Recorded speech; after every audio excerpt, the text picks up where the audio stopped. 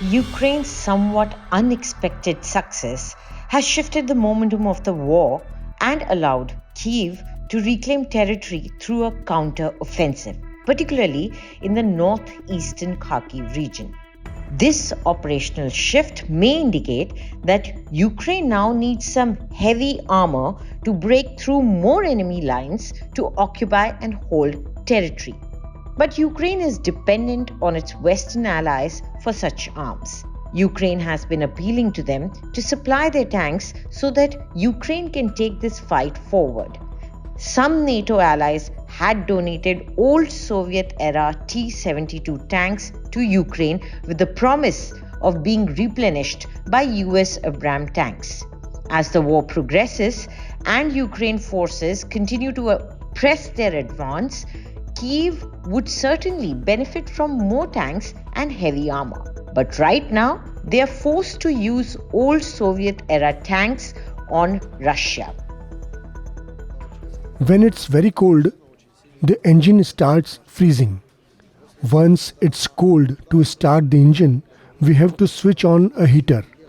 For the heater to reach 90 degrees and the oil 50-60 degrees, so for the engine to start more easily, you need 15 to 20 minutes.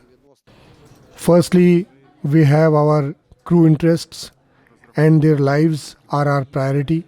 Equipment can be replaced, but not the crew. In the Soviet tank, the crew sits on the ammunition. So, if the tank is hit, you can be almost 100% sure the crew is dead. Western tanks are built in a different way. The ammunition is behind a protective panel at the back of the tank. So if the tank is hit, the crew will mostly survive. It's the main reason why we need Western tanks. Everything else, like GPS, night vision, thermal vision, comes second. The only tanks we get are modified T-72 tanks from our partner countries like the Czech Republic and Poland. But these are all old Soviet-made models. If the crews received better equipment, they would perform better. Modern NATO tanks such as the Leopard, Challenger, Abrams have a GPS system, and when it stops, it knows very precisely where it is. So from this point, if it has the coordinates of its target, it can destroy the target with one shot. This is a huge advantage.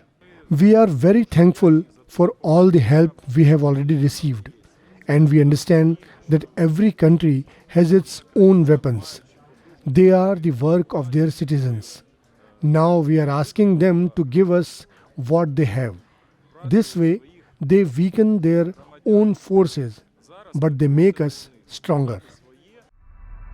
Earlier, Western allies moved towards supplying armored battle vehicles to Ukraine, but not the heavier tanks it had requested to fight Russia.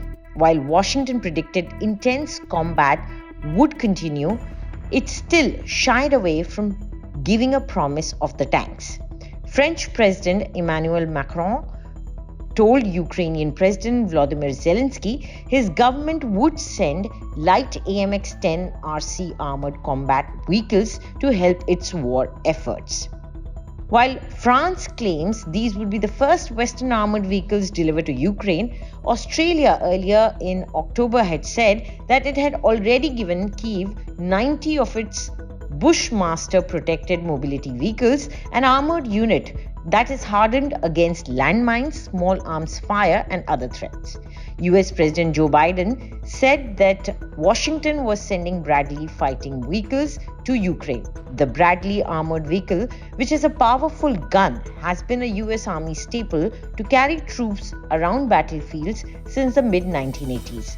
The US Army has thousands of Bradleys, and they would give Ukraine more firepower on the battlefield and strengthen its ability in trench warfare. Biden's move, however, would fall short of sending the Abrams tank that Ukraine has sought. Kyiv has repeatedly asked Western allies for heavier fighting vehicles such as the Abrams and German-made Leopard tanks. Zelensky has been constantly appealing to the Western allies to provide these heavier weapons. The United States has increased the capability of the weapons it has sent, including shoulder-fired Stinger anti-aircraft missiles, as well as Javelin anti-tank missiles, the HIMARS rocket system, and NASAMS surface-to-air missiles. During Zelensky's visit to Washington, the United States pledged to send the sophisticated Patriot missile system to repel Russian missile and drone attacks. Britain is also considering supplying a handful of Challenger 2 tanks to Ukraine.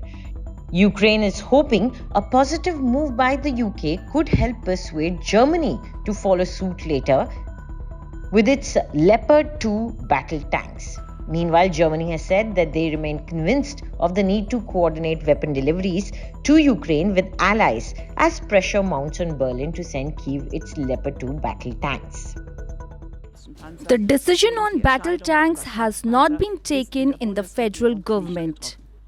There is no request from Poland or any other country for this delivery.